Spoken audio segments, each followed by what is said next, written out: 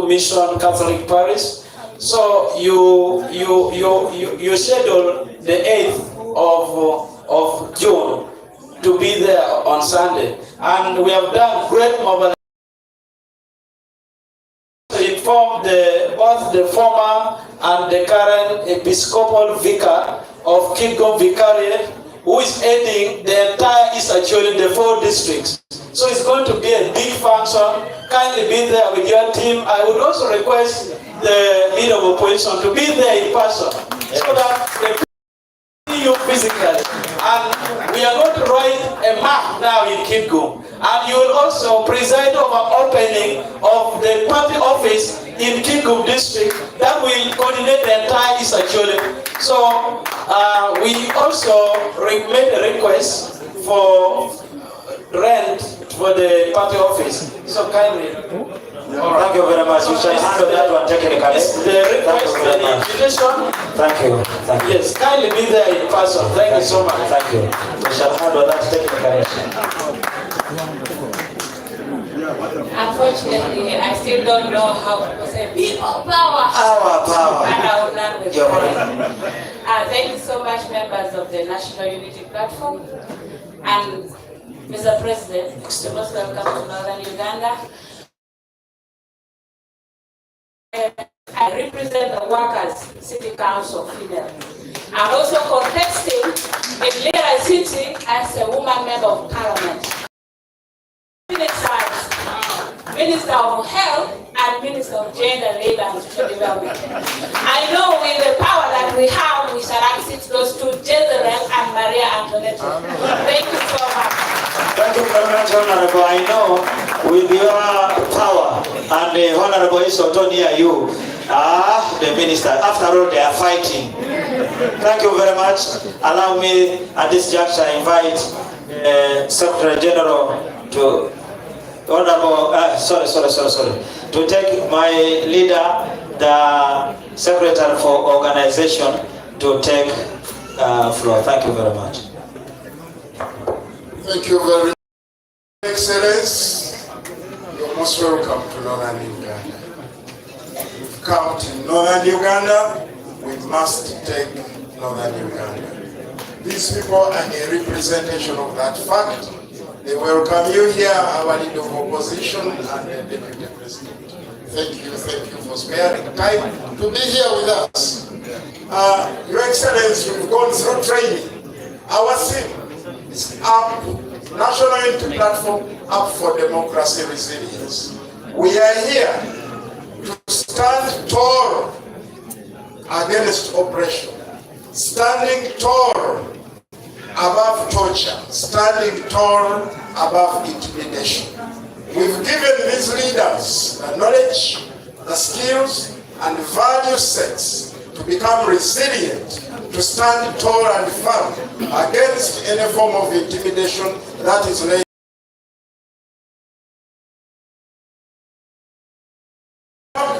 They are ready to go. They are going to go.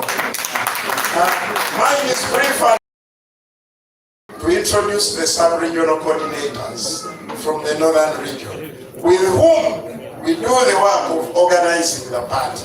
So sub-regional coordinators, move closer here. I have my comrade Mawa Moses. He's the sub-regional coordinator for Lango. Paul, sub-regional coordinator for the Alu belt of the West Nile. We divided the West Nile into 3 sub-regions. So Alu belt, that is from Pakwachi to Madi Okoro. Pakwachi Nebi. Acholi West. Acholi West. It's the host. I have comrade Philip Ojana. Hurry up, Philip. Hurry up, Philip. He's helping us to coordinate Acholi East, Padero, Akago, Kitiko. And the other 2 coordinators for Lukbar Kakwa Belt and for Madi Belt are not with us, but those groups have been well represented. These people are helping us to do great work, mobilization and organization for the party. So, Your Excellency, request. Karamojo Ayen, Comrade Ayen, he has been around, he must be coming. He's helping us to coordinate Karamojo. Your Excellency, you do not go back without getting the high voltage electricity. All the time we've been crying, when is the president coming to northern Uganda? When is the president coming? We told them, wait, you watch away. Wait, the president is coming. The president is here for northern Uganda. And all of you are here are going to get blessed. We're going to put a masanyalaze. High voltage, not even three-phase, but high voltage. To fire you up, to keep on the struggle until we achieve victory. Thank you very much. I saw the sub-regional coordinator. As you pass by, humbly, I request the president to have a brief handshake and you get fired up. Yes. That is Mawa Moses for Lango, sub-region.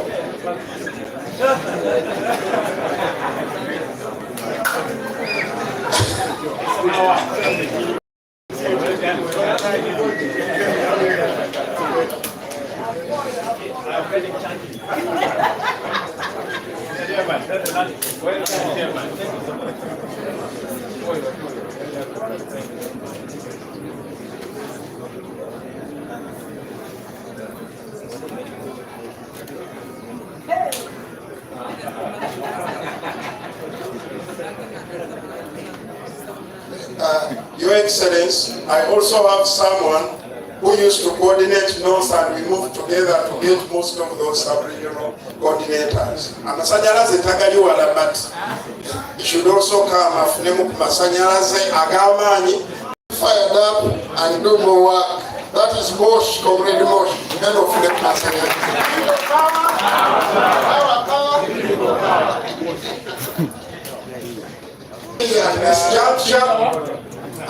this juncture, invite none General Honorable David Lewis.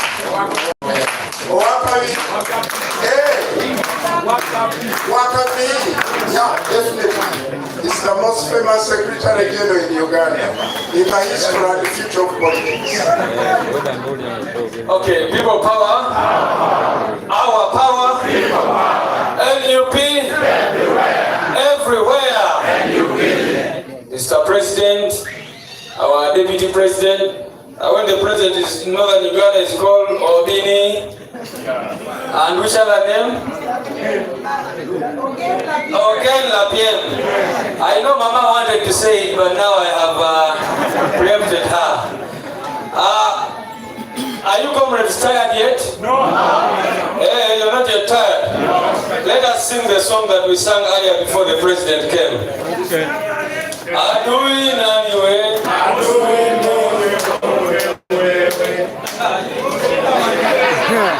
Adui nani we?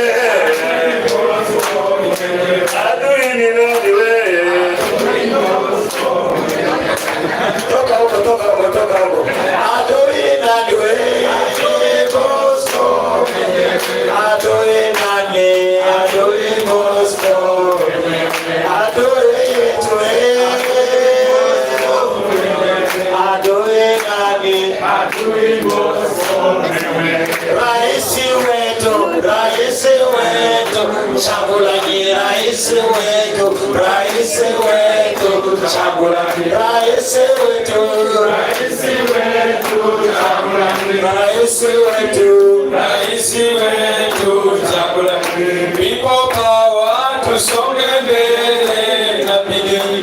People power to Songambele na bidii. People power, our power. Kunga Lango kunga, kunga Karamoja kunga, kunga West Nile kunga, kunga Acholi kunga. People power. You can have your seats, please. I was about to say you can have your seats in the presence of God, but then Joel is honorable. Joel is a pastor for the day. Nobody in the guy is a pastor, and that's what we used to say. So, Mr. President, we are very happy to have you here. There was that song which they used to sing for Museveni back in the day. You remember it? Yeah, Museveni, we are happy to receive you here in Ggulu. Education is poor. So many years ago, but even up to now, education is still poor. 40 years later, the song was being sung back in the day, but up to now, it is still the same song. So, Mr. President and other leaders, we are very happy to be here. This is a meeting of just selected leaders from the northern region. As they have been introduced, some are from Karamoja, West Nile, Acholi, and Lamu. I want to appreciate you, comrades, for the great work you do amidst so much intimidation. Thank you very much for holding firm, for standing firm in the districts that you come from. Many times, some of you call us when you are being arrested, when there is intimidation, when RDCs are telling you not to do the work that you're supposed to do. But to see that you're still standing firm is very, very, very good. To see that you have even come for this meeting, because you know all the threats, has tried so hard to make sure that we are not moving. We were supposed to have this meeting almost a month ago, and then the police wrote to us and stopped our meetings. And what was the crime? Because of the love our president gets. Do you know that is a crime, the crime that we have? They say, your president, when he's going for a meeting like this, he should not pass in people. He should just come quietly and attend the meeting, because if he goes to the street, people will see him and come out and support him. Because they know that for them, when they come, no one wants to see them. Understand? So that is the crime we commit, that everywhere we go, people want to be in the National Unity Platform. People want to support the National Unity Platform because people support change. I want to appreciate in a special way Honorable Isha Otto. Thank you very much, sir, for the solidarity. I hope that when you get the high voltage also, the Masanyas, maybe you'll make the final decision. But we thank you so much for being our good friend and for the work that you do. People power. I know all of you want to listen to the president, so I will not take a lot of time. What I want to emphasize is that we have youth elections coming up, and we want you comrades to participate in those youth elections. On the 7th of this month, we shall have a youth day for the National Unity Platform. The youth day for the National Unity Platform is going to be on 7th of June. That will be a Saturday. And we expect all the young people on the platform to gather at the constituency level, and we are going to work with the registrars to verify our candidates, to ensure that we go and give those NRA people a bloody nose. So, I want to encourage all of you. I've seen so many candidates that we have. Unfortunately, we need to invite the mayors here, but I see that brother is been very active in Lira and all the others. We request you to go and mobilize the young people to participate in the youth elections. Go out there and encourage all the young people to participate in the youth elections. Like I told you earlier, General Museveni and his criminal regime always project support. They always want to say that they have support in northern Uganda. But, and yet northern Uganda is the poorest of the poor regions. You just go to those places where people come from and you see the levels of poverty. You see, there are no roads. There are always pictures taken every time Mama Zedriga and Asega come to do activities. Those cars of ours get stuck. They have to come and get people to move the cars because the roads are impassable. There are no health facilities in northern Uganda.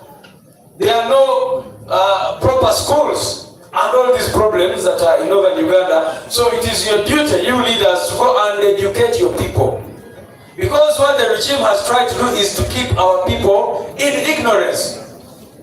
We went to Oyam North for an election. We went to Dokolo for an election. And it was very, very shameful to see your fathers, your mothers, lining up on the roads, asking us for 500 shillings. Imagine the indignity. Imagine the shame that your grandfather has to be somewhere on the road just asking for 500 shillings in the region. They are talking about PDM, but you know the challenges. They themselves have been talking about the corruption that is in PDM. And you know how the selection process has been going on and all these other problems that we've been talking about. But our people there have been kept in ignorance. It is your duty, leaders, to go and educate the people about change. I don't know if Comrade Nyaporo Rose is here from Omoro. She's not yet here. When we were in Omoro, do you remember what they did? They let our candidate, the late Torit, Simon Akecha, and I'm glad to see our good brother here. Secondo, come here. This Secondo man is very, very interesting. This is a man who was competing for the ticket with the late Honorable Torit Simon Akecha. Why don't you say people power to these people? People power! Bobi wanu ye! Bobi wanu ye! Thank you very much, members. My name is Secondo Bok. Our dear President, I'm coming for SC5 Omoro District. Thank you very much. Thank you. And I've seen another very interesting gentleman from Karamoja. You come here and also say something. That man, I don't know why he doesn't register and become a fully fledged comedian politician. Because when he starts speaking, he sang already. Just say hello to them. People power. Our power. People power. Thank you very much. When I see you like this, we are winning. I'm very, very glad to see him. Every time he comes to the headquarters, I'm looking forward to his speeches. Now, I don't know if the vibe has caught him very well. But when he begins to talk, you just laugh. So anyway, when we were in Omoro for that election, we were sure we were winning. But at night, the regime kept giving people salt and sugar. The whole night, we moved around, salt, sugar. And they were telling them, they would give them the NRM t-shirt and take away the NUP t-shirt. So we realized that the people need to understand. Because when there is a by-election, for example, in those areas, that is when you see V8 cars coming to those areas. After the election, they disappear. They never come back. Actually, when there is an election, they bring the graders to make the roads. So that when they come with the V8, they're able to do what? After the election, they go back and the roads again get messed up. So why is it that our people are not understanding that? That this person gives you 20,000 shillings or 2,000 shillings and then you give them your future for 5 years. You get the point? So the duty of you leaders here today is to task you to go and educate our people. As you build structures, tell the people that they deserve better. The people of Northern Uganda deserve better. The people of Northern Uganda do what? Deserve better. The people of Northern Uganda do what? Deserve better. You guys should say, we deserve better. We deserve better. Yeah. And the better that you deserve is not going to be delivered by any other person, but by the National Unity Platform and the combined forces of change. That is why we are here with Honorable Misha Otto and others who we agree with, who we work with to ensure that we change our country. Without wasting any other time, there is a man who has been going after thieves in Parliament. Have you been seeing him? There are so many thieves there in Parliament and other places. Because you know how much money we lose every year in corruption? 10 trillion, over 10 trillion. That money can fix Northern Uganda and you find that everything is okay. The money, and that is, if you are not talking about the money they spend lavishly, that now they want to do a birthday party. If you just look at the budget for next year, you will see money for conferences, money for what? For trips abroad and all that. All that money, if we used it would develop. Our people will not be eating bats. You know, you just see headlines that some people in northern Uganda end up having to go and eat either mangoes throughout the season or to eat bats and all that, just for survival. That's the indignifying circumstances are caused by the corruption of the Museveni regime of blood and shame. So without wasting time, may I invite the leader of our parliamentary front, none other than the Right Honorable Joel Museveni, to speak to us. After which we will invite Mama Lina Zedriga Abubu, who will invite our President Bobi to address us. Thank you. We should get a name for this man. Which one?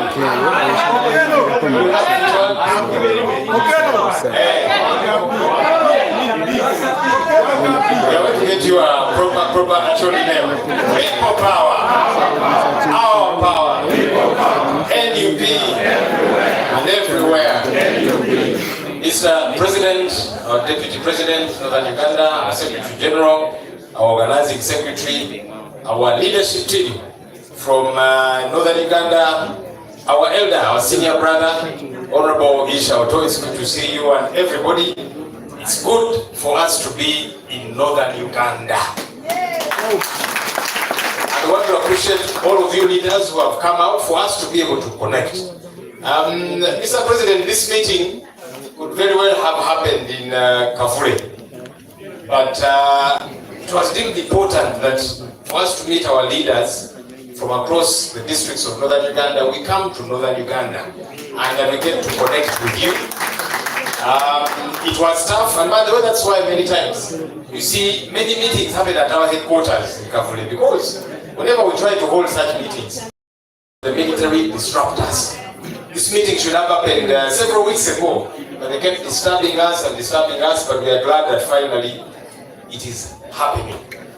I want to appreciate all our leaders from Northern Uganda, led by our Deputy President in charge of the North. Thank you for staying the course. Thank you for fighting hard. Thank you for being unbuyable, unintimidatable, because there's a lot of intimidation that happens in Northern Uganda. More than any other region, by the way. Intimidation, they'll try and throw money at you, they'll try and confuse you, but you have said no, you know what you want. Northern Uganda, more than any other region in this country, has suffered a great deal historically. Most of the poverty that is in Uganda is here in Northern Uganda. Most of the poorest health centers and government health facilities, they are here. You find them in Northern Uganda. The worst schools in Uganda, they are here, sadly. And that means Northern Uganda has every reason to fight for change. And yet it is possible. You remember when we were setting out as people power, do you remember where it started from, the real fight? It was in Arua. Yes, we have been to different places in Bushenyi, in Jinja, and so on. But when our president came to Arua, it was very revolutionary. And so we want to tap into that energy. If changes will happen in Uganda, it can start from Northern Uganda, and it should start from Northern Uganda. Our hope is that we shall remain united, that we shall stay the course. I have seen the several comrades that are standing for the same position, which is a good thing. You know, for us, we must be able to operate as brothers. So let's be disciplined. Let's not fight against each other. For those who are vying for the same position, it's okay. In fact, for us, it is a good thing. Even if there are like 10 people who want one position, that's a good thing. Yeah. Because then people realize if you want to win, you join the forces of change.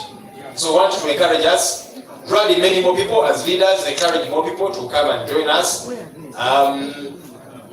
You see, the North, they have tried to confuse some of your leaders.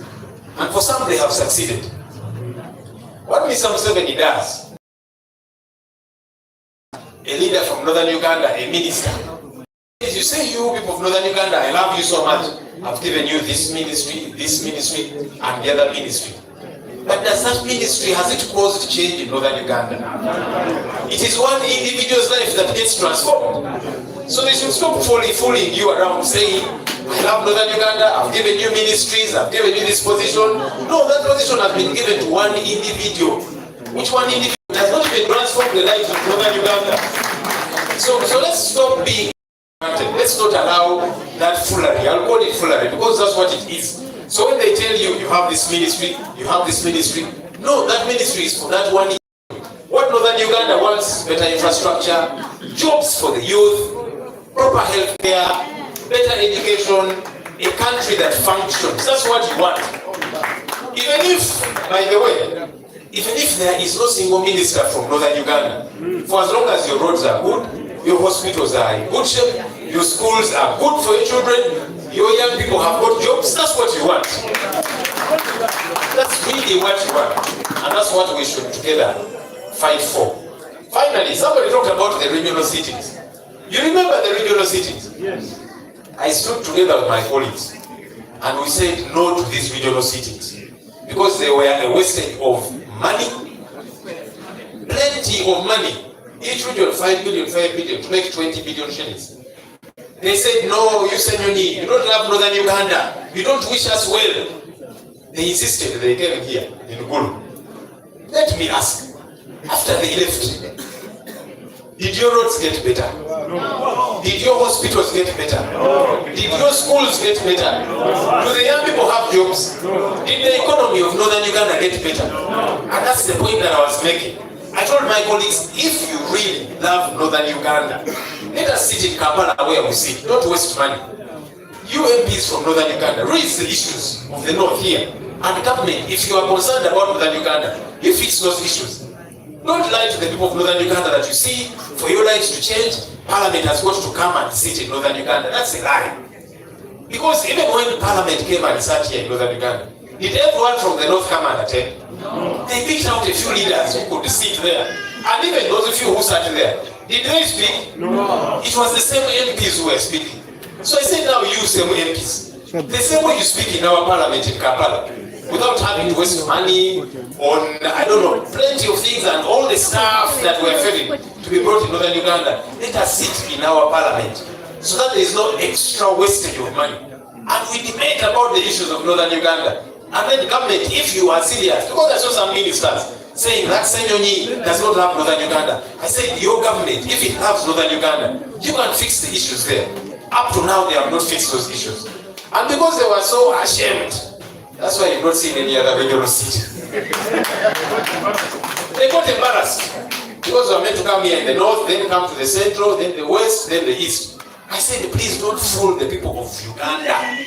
Just fix the issues that they are concerned about. And now and I saw some residents who initially were saying, have this opposition. Why don't they want Parliament to come? After Parliament left, they were the same one saying, they have gone now. But things have remained the same now. So let's remain alert. Let's awaken our people. Let's fight for a real fundamental change in this country. It will happen. Thank you, ladies and gentlemen. Do allow me now to invite our Deputy President in charge of Northern Uganda, Mama Lina Zedriga Walu. The people of Uganda gave her a name. The way you gave her President Obini, the Baganda gave her a name, Naja. Jaja Anna. You're welcome, Mama. Thank you so much. People power, our power, NUP, everywhere. Today I don't have much to say. Because I know all of you just would like me to turn over and invite the president. And I will do exactly that. But before that, Northern Uganda is a place when you visit, even if people are sleeping hungry. They will slaughter for you the only chicken. And as our president, as a sign of our commitment, there is a team that took it upon themselves to welcome you officially with a very humble gift, a symbolic gift. And Honorable Harriet Again, where is the team? Kindly, because we don't have time. We don't have time. We don't have. Oh yeah. Dina. Come, Dina, go. Dina, Peme.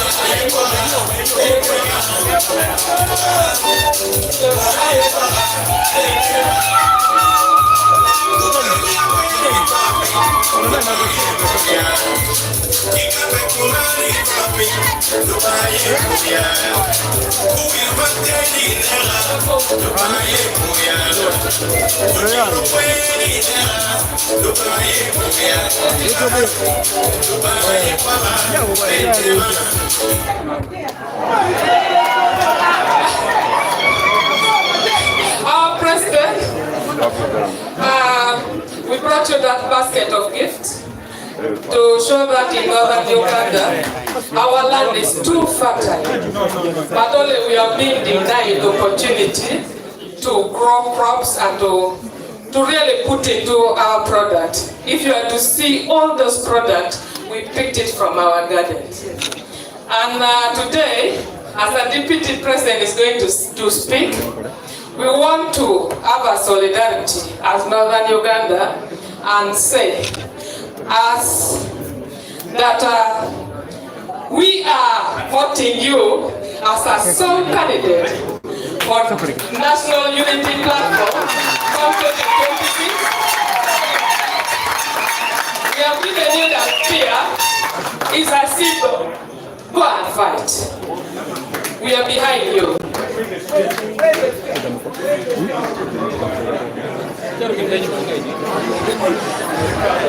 As Northern Uganda, our tradition, we fight with a spear to conquer. So we are giving you a conqueror. Go and conquer. As women, we shall be cooking food home. For you men, go to the battlefield. That seal is the helmet that God is going to protect you. As people of Northern Uganda, from Acholi, from West Nile, and from Lango, we are from Karamoja, we are saying that seal is going to seal you from all the bullets. No bullets, no harm will come. Go as a fighter. Show us how you are going to fight.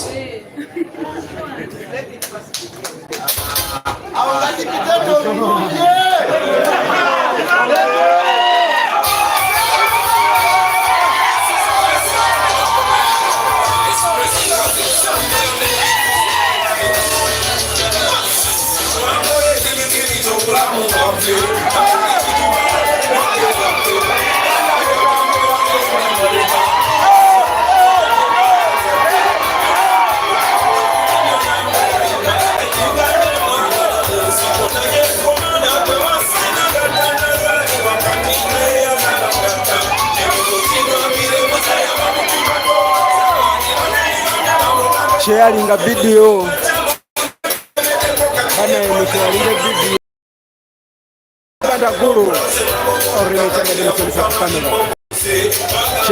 Ggulu sharing a video. We are Bible.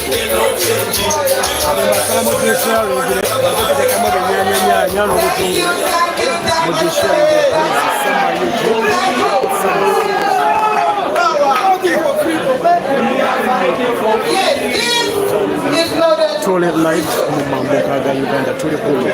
I will not read the verse, but all of you will be referring to Isaiah chapter 13. Isaiah 14 verse 13. It talks about northern region. Your Excellency, this day has decided to conspire. The hours have become shorter. The minutes have become shorter. I don't know what to do. However, I would like to remind you the love, the confidence that has prompted every region, every tribe, every clan to all you. They actually call you okay, Lapierre, meaningful. The Langi call you Obin. The Lugara call you Obini. The Karamojong call you Lorenge Teba. The only big bull in politics. And so on and so forth. As for the leader of opposition, you have just been anointed and given the name Otekamoy. Otekamoy.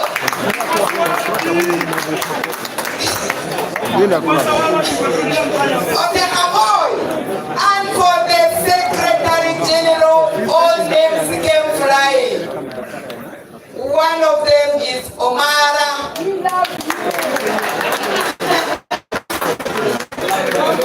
Another is Okelo. Another one is Otim. Otim is the hard worker. You are spoiled with choice. We shall just be doing AKA.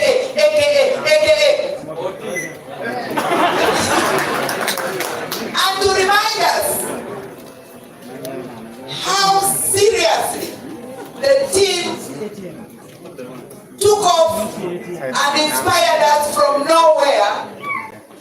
They were calling us, oh, these are ghetto people, these are only for propaganda. Hey, is the world watching? Hey. By the way, PGB, are we in Ggulu? We could be in Uganda. I could be in my dream. Your Excellency. On the phone, so that they don't pull it. Yes, Your Excellency Obini, my thanks goes to you for that very sober, committed leadership, the fearless leadership, the inclusive leadership.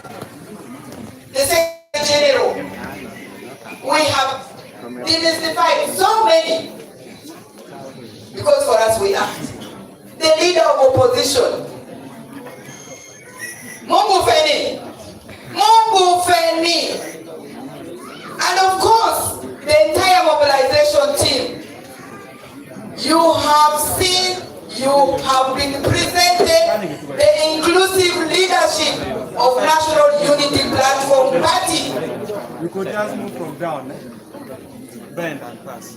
In charge of policy, Honorable Harriet. Again, policy is the heart of any organization, any political, and they entrusted it to Northern region. Mobilization, secretary, deputy secretary, mobilization. We have the commissioner. We do not have to speak back. We act. We produce. Okay? So, for me today is an affirmation and confirmation that be known by works and only good works. we have to act. There is a quote from the Holy Book, the Quran, says, that is Surah 80, verily, God does not change the condition of a people until they change their own condition.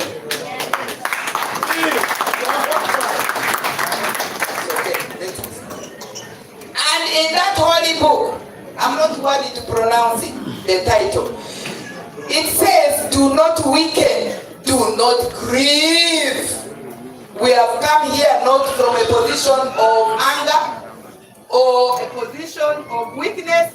We have come from a position of power, voice, dignity, unity.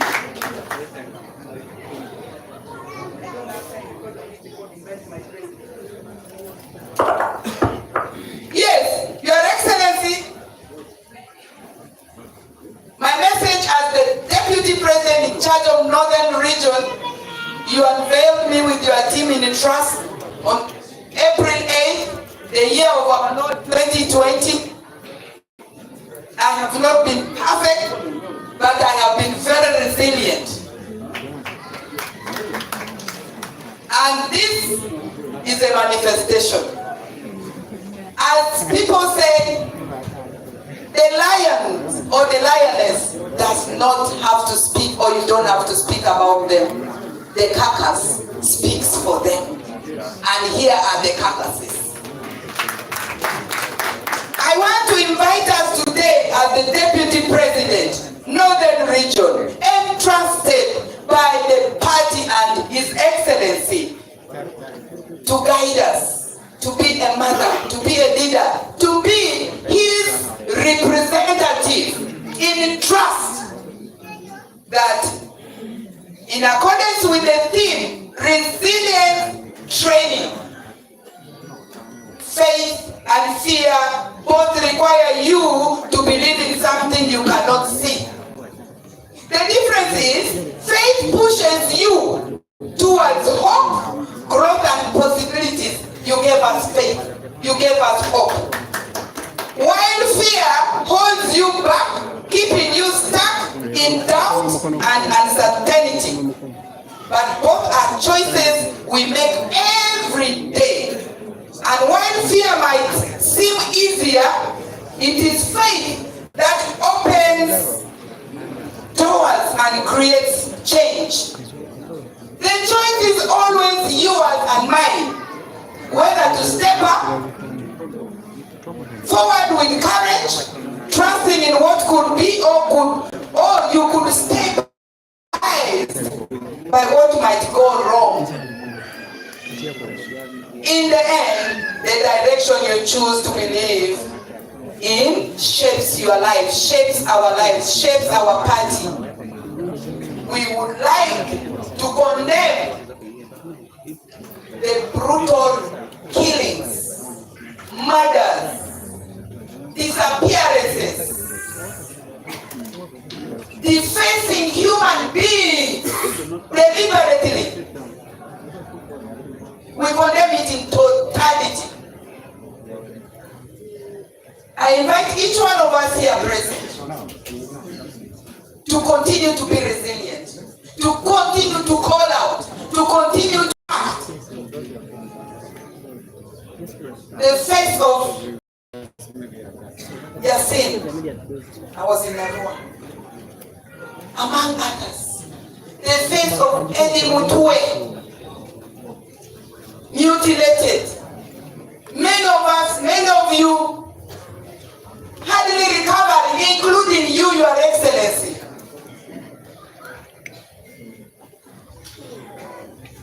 Yes. Today is about resilience and training. Today is about re-energizing. Today is about demystifying in practice that Northern Region past the struggle, past people power, and we are here to nurse it. Come rain, come shine, come prison, come death. We are here to back it and bathe it and nurture it without fear or favor, but with affection. I would like to end by inviting all of us to take prayers very seriously. Those with the Quran, read. Those with tasbih, pray. Those with the Holy Rosary, pray. Many saints and Mother Mary said these are weapons of our times. Don't take it lightly. Pray. And then finally, embrace yourself with the values we stand for as a political party. The values that we stand for are very, very critical. Because if we do not, then we will branch somewhere. Our values. In fact, people at the time I was going to engage, what is our vision? What is our mission? What are our values? Okay? But in the interest of time,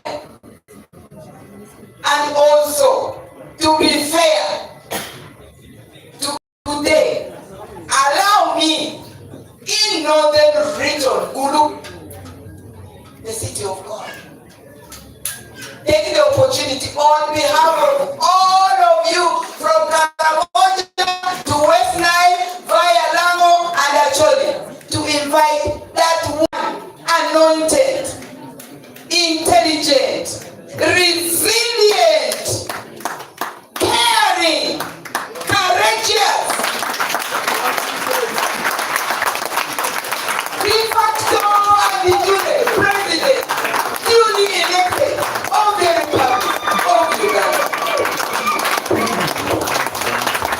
Their Excellency, President One. Thank you very much, Mama. People power! Our power! Our power! People power! People power! Our power! Our power! People power! NUP! Everywhere! Everywhere! NUP! Kawe! NUP! Kawe! Kawe! NUP! NUP! Kawe! Kawe! NUP! Thank you very much, ladies and gentlemen. Please take your seats.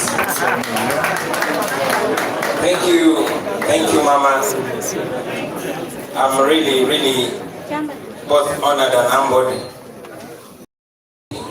invited by you, Mama, who I have a lot of respect for. Our fellow leaders, those on NEC, the prospective candidates, the members of the party, the new members, ladies and gentlemen, Rubangbe, Kariduchu, thank you very much. I was here feeling both proud and jealous.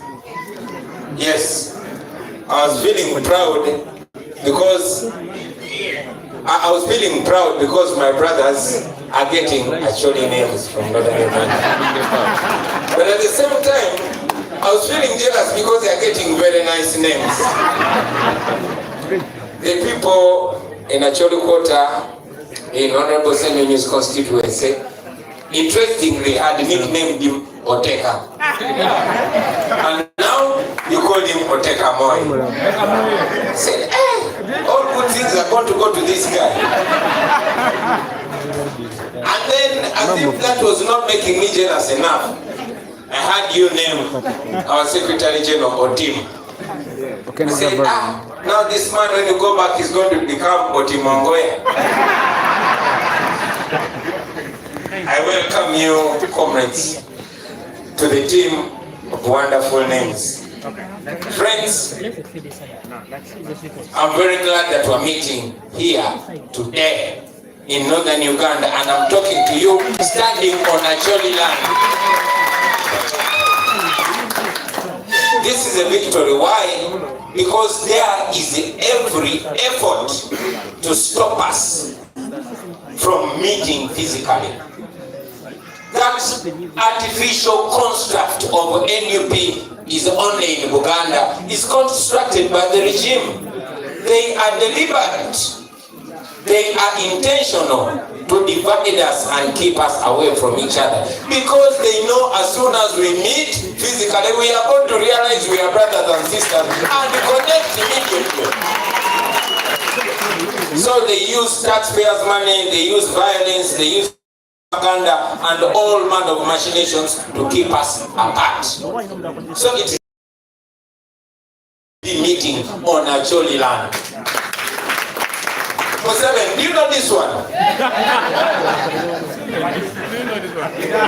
they know this one? They have no idea. Do they know that spear? Do they know this one? As a culture man, I respect our African culture. And I don't care what anybody thinks, but when you come to my home, you will find me meeting my guests where I proudly place all these spears and shields that I get from all over the country. These are signs of endorsement, they are signs of acceptance, they are signs of love. So I appreciate the gestures, ladies and gentlemen. So much has been said. I want to appreciate our friends, the Friedrich-Naumann Foundation for Freedom in Africa, for making this possible. Thank you, friends. So much has been mentioned.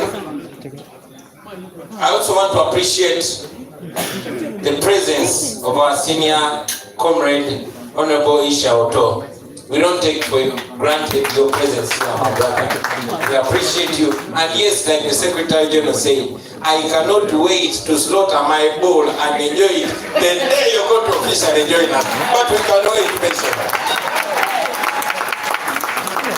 Now, friends, so much has been said.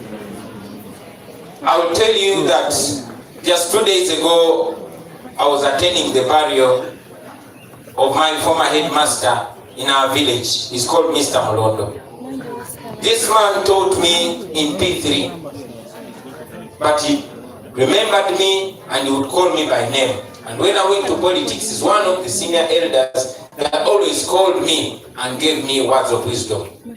Not a short while before he passed away, he called me to his house and told me, my son, I hear all that you say. I hear when you express your anger and disappointment about this regime. But I want you, moving forward, to be talking less of your anger and shining a light on the alternative, on what you plan, you and your friends, what you plan to do for this country. And I listened to him. And moving forward, I will try to follow that advice. But please underline the word try. Why? Because it is very hard not to mention the pain, the clear pain of the people. But today, I will not talk about that pain. However, permit me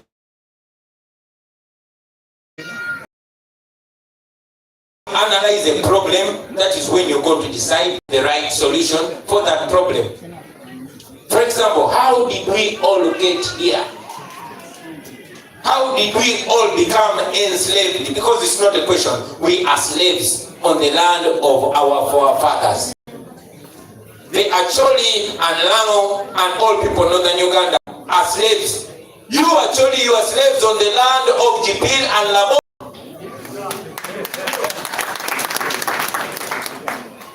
The Bagisu are slaves on the land of Masaba. The Baganda, where I come from, are slaves on the land of Chintu. And this has cut across the entire country. But how did we get here?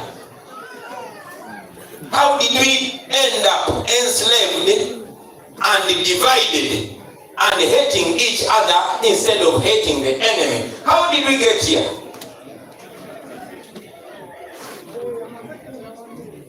Ladies and gentlemen, I want to remind all of us that we are victims. Not just us. Me, I think I'm older than majority of you here. If you are above 43, let me see your hand. You see? If you're, okay, if you're 44 years, if you're above, no, if you are 44 and above, they are fewer. and fewer. That means majority of you are younger than me or my age. And yet me, I was only 4 years when Museveni came to power. What does that mean? Majority of us here were not born. That means we are victims and our parents were victims. We are all victims. Our parents were victims of oppression and of violence and of lies. And for us, we are victims of lies and brainwash. My brothers and sisters, this has been deliberate. It has been done by Museveni and his people, smartly and intentionally and deliberately. It started way back in the times of Idi Amin. Museveni was strategic, he planned this. It started way back in the days of Idi Amin. For example, you remember the murder and disappearance of the former Chief Justice of Uganda, Ben Chiwanuka. Some of you that research, I want you to go because all information is online. It's on TikTok, it's on YouTube, it's everywhere. I want you to go and follow the account of Hussein Lumumba Amin. And you will find out that it is very, very possible in 90% that Museveni and his fellow criminals of Fronasa actually are claimed to have abducted Ben Chiwanuka.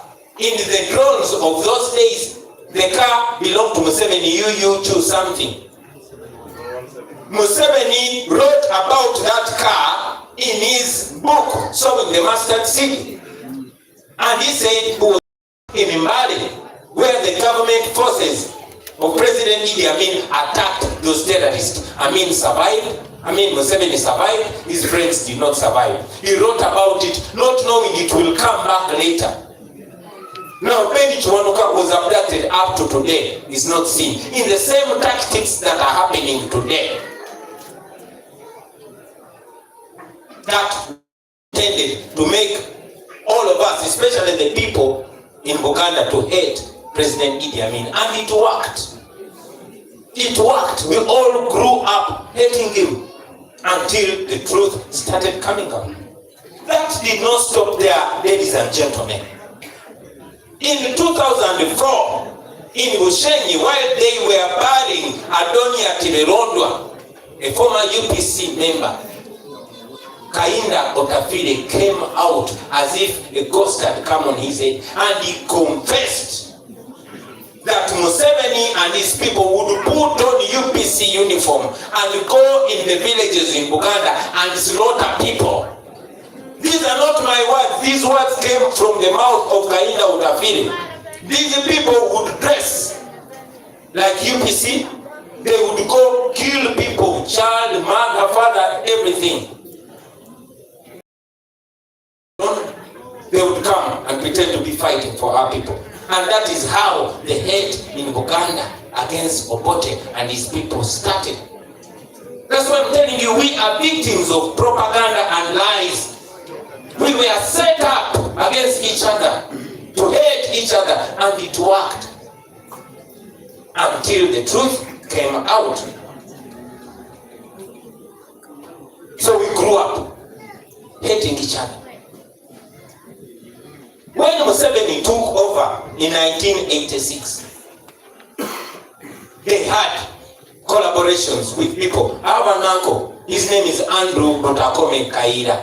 He was one of the rebels that spoke to Museveni and agreed to work together. But the hypocrite and liar that Museveni is, Kaira was kicked and shot dead in 1987. But that is not the story. Where is the story? When Kaira's forces joined Museveni, they were largely Baganda.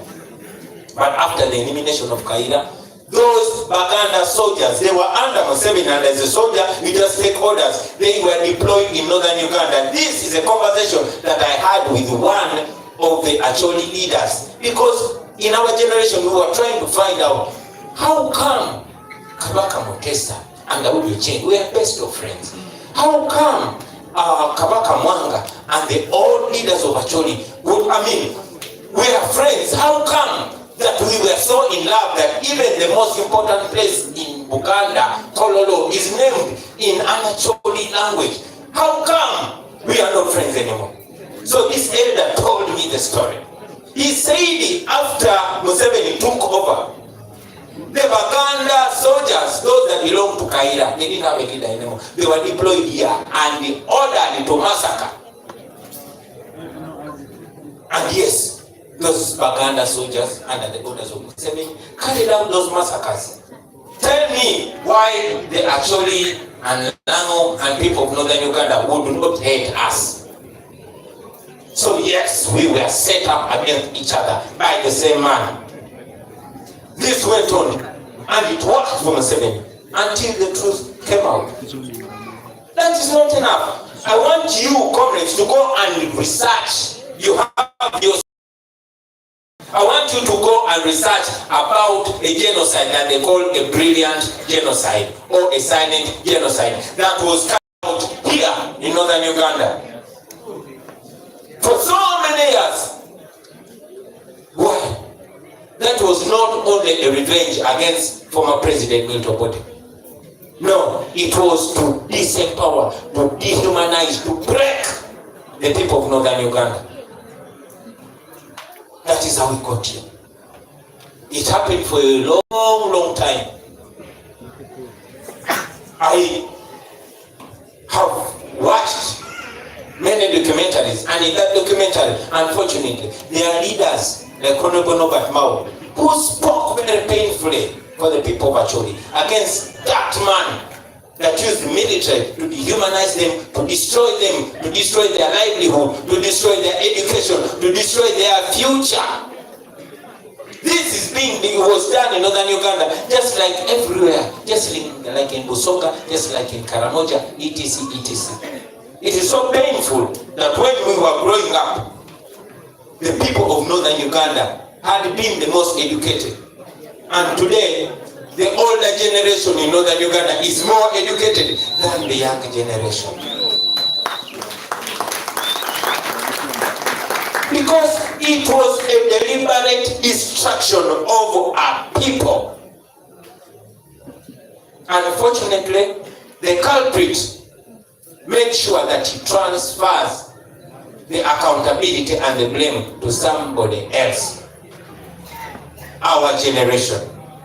That is how we got here, ladies and gentlemen. I want you to go back. Those that are my age, you would see some of us when I was still an artist.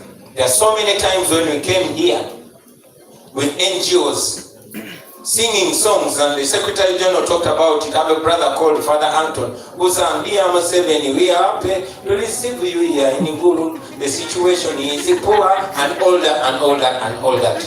But Museveni was looking at us and silently laughing at us. We were with so many people. I have a brother called Loketoli who was my bodyguard and fellow artist. He sang the song, "Chanpacholi we chanijitiko, Chanpacholi we chanijitiko. But we don't care, we don't mind. But we don't mind, we don't care.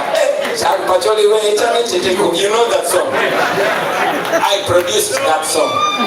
We tried to use music. We sang the song with all artists, including the Chameleons, the Cosmic Teams, and others. And we came here and did a concert.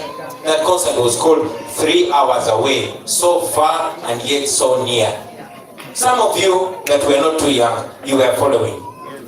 All that, we had to find out what is the source of all that. Ladies and gentlemen, having done all that, some of you are still wondering why Museveni still wields power here. You will ask yourselves, how come then most senior leaders subscribe to NRM? Why most senior leaders here in Acholi, privately they will tell you, my brother, but we have no option. They go down. I'll tell you a very quick story. There was a Russian dictator called Joseph Stalin. One day Joseph Stalin was talking to his commanders and he said, you know what? Today I want to educate you on how to make people people subdued and answer to you regardless. He got a live chicken. He started plucking off one feather by one. The chicken was in pain, crying, but he was plucking it until the chicken lost all the feathers. It was there shaking in so much pain, blood oozing from some places. The chicken was there helpless. Then Stalin told him, watch me carefully. He got pieces of grain, started throwing to the chicken as he moves. And guess what? The chicken started painfully picking those grains and following Stalin. Picking the grains and following the Stalin. And he said, this is exactly how it works. Crush them, destroy them, dehumanize them, break them, and then they will bow down to you and make you a god.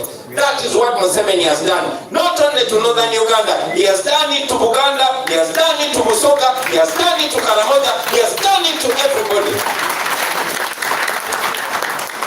That is how we ended up here. Slaves, but divided. Instead of hating the enemy, we hate each other. Instead of blaming the enemy, we are blaming each other. That is called the Stockholm Syndrome, where your oppressor will oppress you and force you to love them because you are convinced that you have no option. My brothers and sisters, that is the way they have been able to crush us. That the people in Uganda that used to sing the system for Longoto are now going down to praise the same system. That is how it has happened when he kills your people. He kills your child, then tomorrow sends you 5 million and you bow down. That is how Sejirina's mother, after killing her son, was able to kneel down to Museveni and praise him. That is how you see my brothers like Boss Nicotine, with whom we suffer so much, who knows the pain of the people of northern Uganda, but is ready and willing to praise the oppressor. That is called breaking us. But the good news is that they cannot.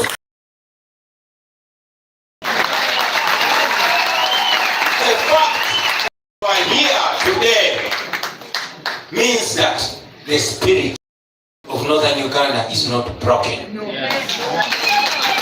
means that all our brains are not completely washed, ladies and gentlemen. We have been all humiliated. All of us driven off our lands. And the terrible thing, for us back in Uganda, they even exhume the remains of our forefathers because they want the land. Here it's no different. You hear the stories of Apa, you hear the stories of everywhere else, and now it is blatant because they bring their own walalo and they place them on your land.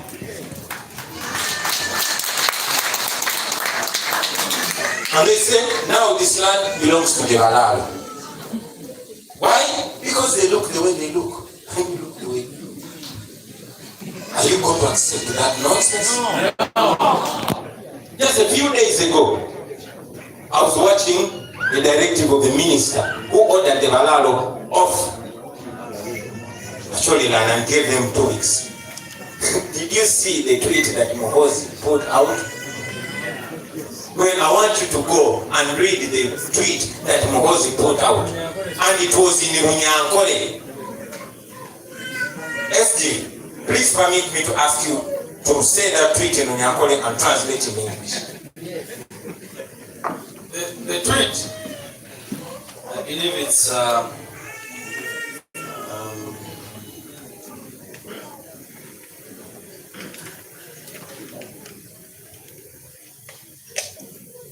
I'm trying to look for a tweet. You know, there are so many tweets of that man, and you can. Okay. What does that mean? Fellow herdsmen, Baralo. Our northern Uganda, who are in northern Uganda, Ishitwe, our father, Umguruihanga, the head of state, Anatile Mutubiche Ggulu, ordered that we should leave the north. ogambye nja kweyisira kubeerayo, I will come personally to remove you. Atakira omuntu weena owabeerayo takisi. Let nobody dare to remove you from there before I come. That is the truth. And he spoke it in the national language, the basement language. That is how you are looked at. And you're not alone. You're not the only humiliated people. I've told you the Basoga humiliated, the Baganda humiliated, the Karamanyo, everywhere. Why am I raising this, my brothers and sisters? To show you how we got here. Just yesterday, or maybe the day before yesterday, Museveni, like he normally mentions it, courtesy of age, you could say, he came out and apologized to the people of Uganda and Uganda for oppressing them and doing all that. Because apparently his daughter, who is a pastor, was having a function. But why he's apologizing? Our brothers are in basements being tortured. Our sisters are being raped. Our people are still being driven off their lands. We are not allowed to be human beings on our own land. While I stand here, I say to Museveni, apology not accepted.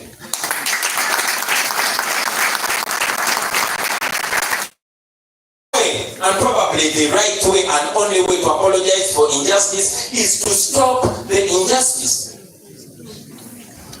If you want to apologize for killing my people, first stop killing my people.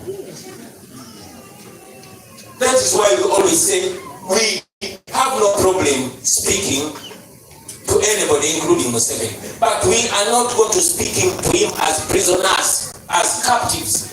Mandela taught us that only free men speak to other men. He must speak from a point of dignity. So brothers and sisters, while we are here today, I just wanted to take you back in that area, in the past, and drive it mainly from the point of northern Uganda. Why? I could speak the whole day about the predicament of the people in Uganda if I was in Uganda, about the predicament of people of Ankole or Busoga or anywhere if I was there. But now we are in northern Uganda. Many of you have seen the sons and daughters in northern Uganda, most especially actually, dying suspiciously. I had a friend, he was called Walter Ochoa. He died suspiciously. You watched a great son of Acholi called Julius Oketa passing away suspiciously. You saw the son of Acholi called Paul Okech passing away suspiciously. Olanya, Gilbert, Jacob Olanya, and very many others. I'm sure one day Museveni will come to apologize to you. And I can guess what the answer will be. So brothers and sisters, having taken us through the story, having shown you that our distance from each other is not our own making, it is deliberate to keep us apart, just like the white people did when they colonized us. They make sure they divide us, and then it's still happening where you are coming from. Therefore, today I will end the story there and then start the story of hope. Our Deputy President likes to mention it, that the book of Lamentations should be over, and then we go to the book of the Acts of the Apostles. That is where I want to point you to. All is not lost. The fact that we are here means that there will be many, many others after us. Our parents were there. They suffered, they struggled, but at least one of their successes is that we are here. And what we do now, what we think now, and what we decide now is going to determine where our children are going to be. Are they going to be born and raised in a completely divided society? Are they going to be slaves like we've been? That is possible, but we can change that with the decisions we make today. It is possible, my brothers and sisters. Let us start by opening the eyes of our people, teaching them who the true enemy is and what we must do about that. Number 2, let us never surrender. Yes. Friends, we are not where we want to be, but at least we are not where we were.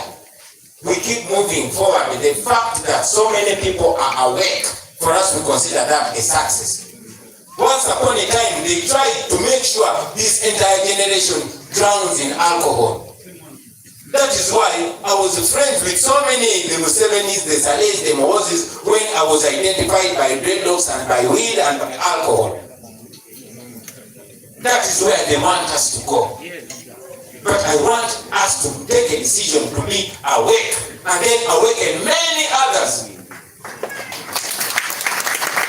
Let us ensure that we change our mindset and we are united by our pain, our common pain, and our common hope for a better Uganda.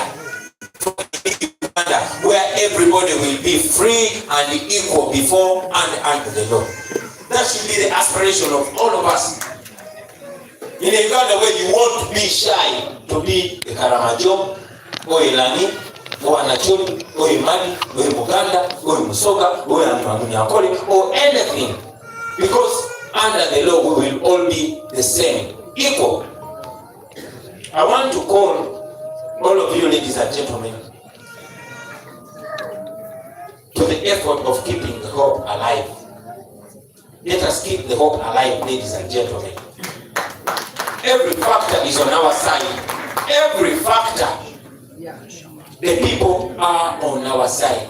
Majority of the people that you speak to, well, some of them will tell you silently, but they will tell you that they are tired and they want to change. At least that you see, you feel every.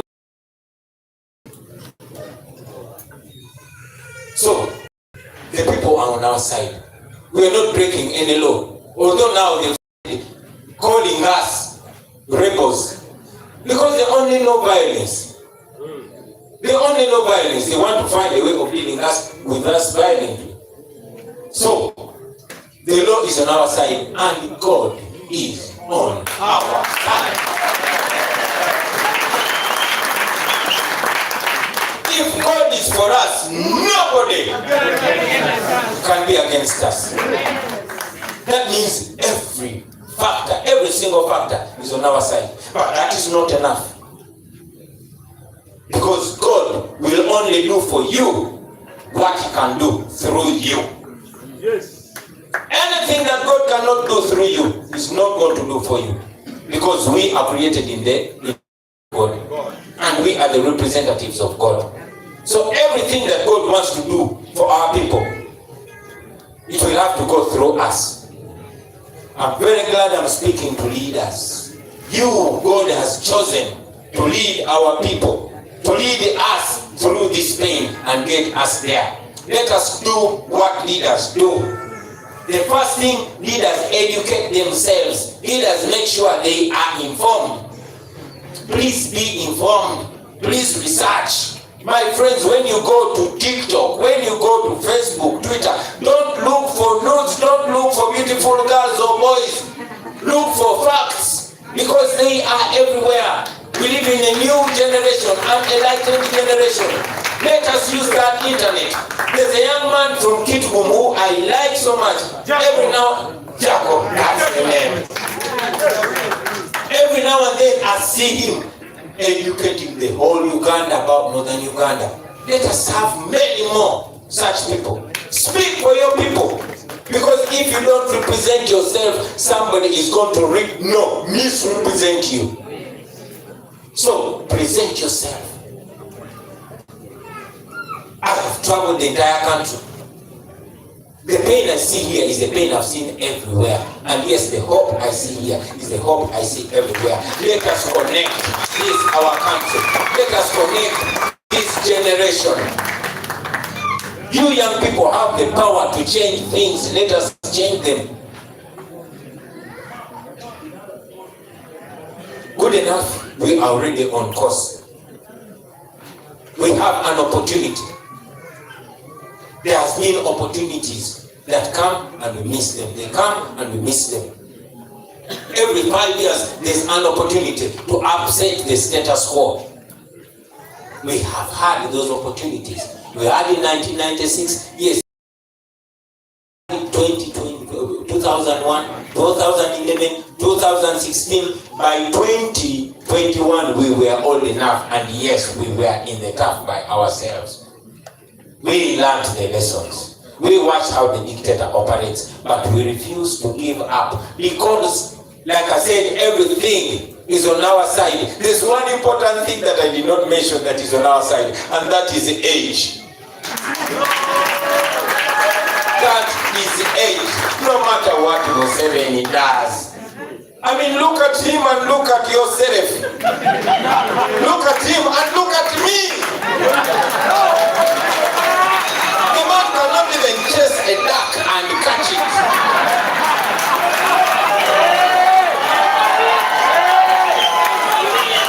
So this is a great opportunity. This is an opportunity that our fathers did not get. The dictator was still strong, but now the dictator is finished. He is used and useless. He is wasted. He is finished.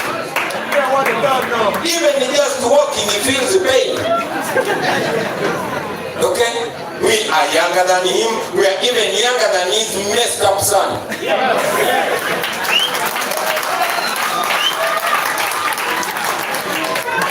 We are moral. We are connected to the world. He can no longer do mass killings. And when he does them, they get in his neck. Because right now, he's in the International Criminal Court for the people he killed in 2020. He would have massacred us all by now. But he knows what stands ahead of him. So that's an opportunity. Ladies and gentlemen, there is another opportunity that is coming our way, and is coming in just a matter of months, just under 6 months, and that is called the protest.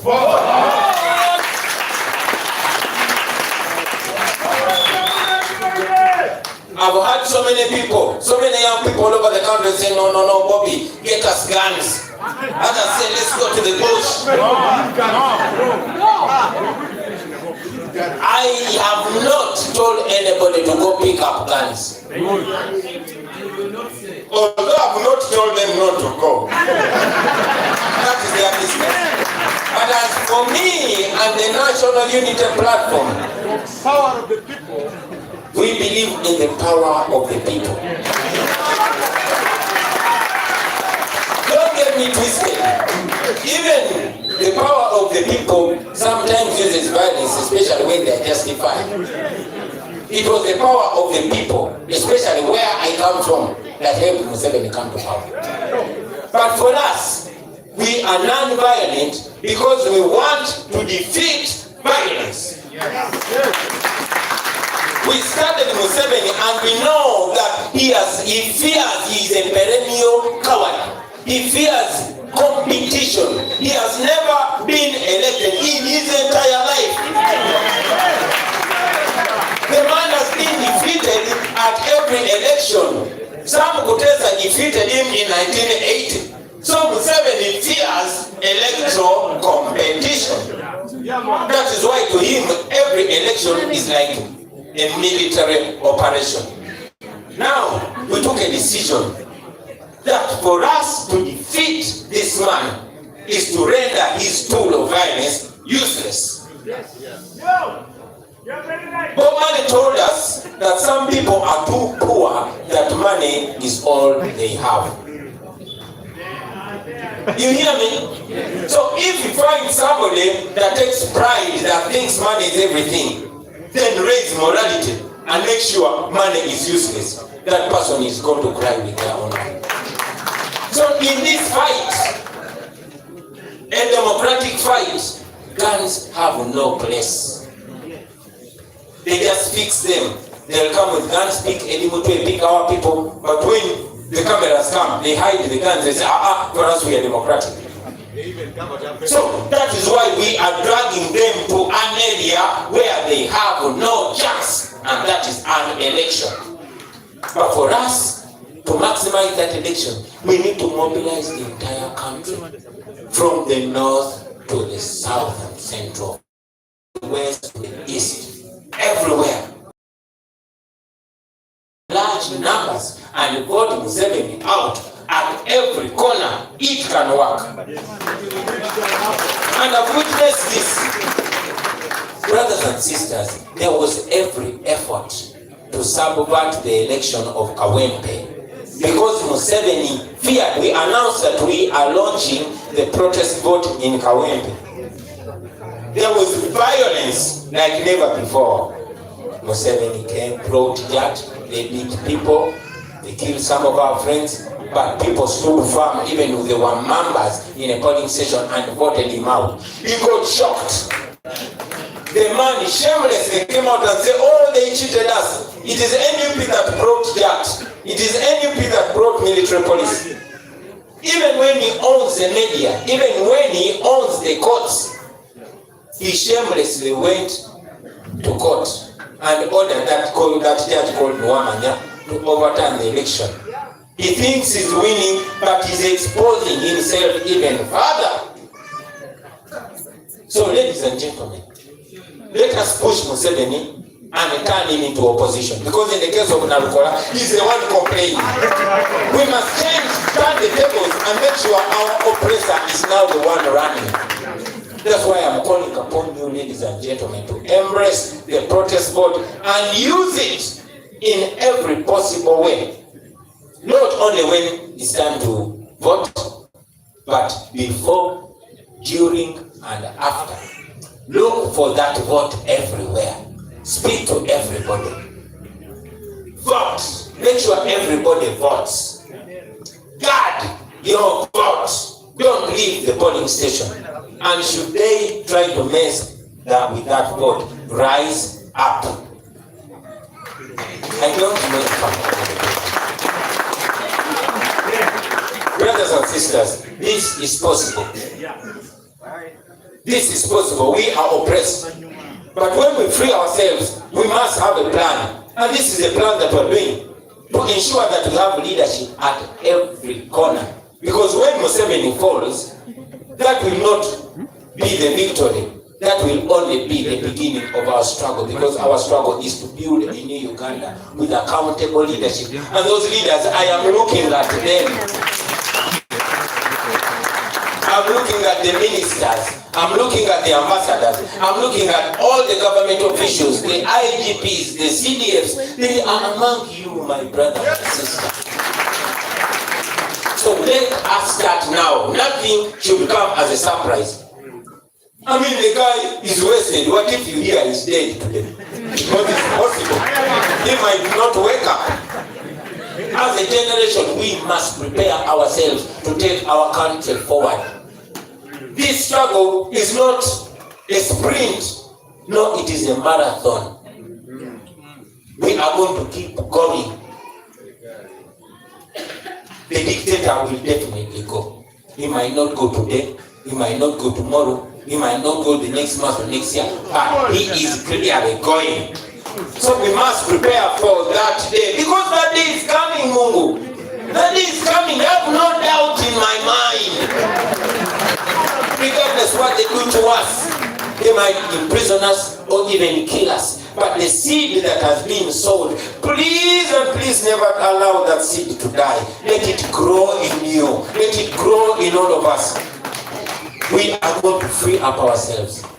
But what we are charged with, especially you, the leaders that are here, you are different from the supporters, the mere supporters. You are leaders. And the duty of a leader is to see the way, to go that way, and also to show the rest that way.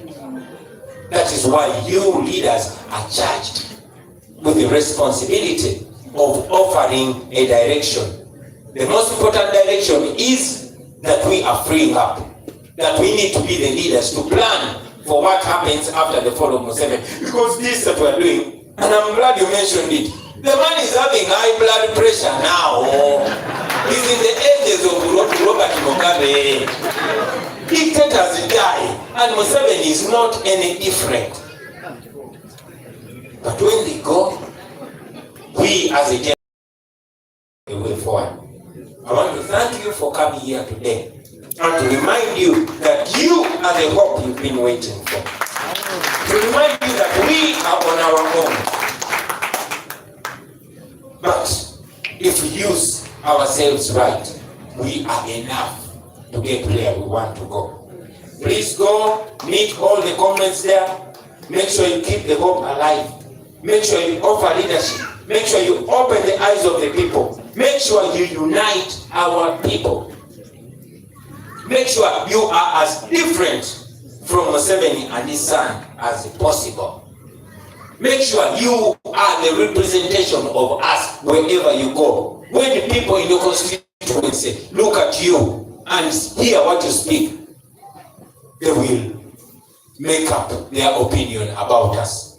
So what you say, or what you do, or how you present yourself determines how they see Chabolan, how they see Mama Zedriga, how they see Ageno or Senyoni or Bongoya or Asega.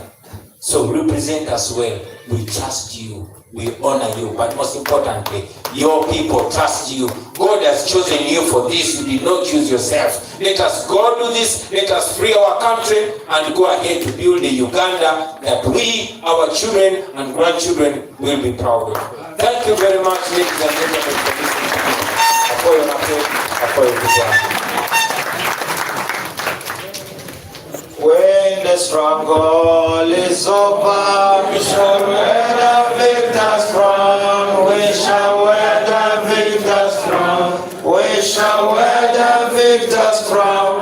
When the struggle is over, we shall wear the victor's crown in the new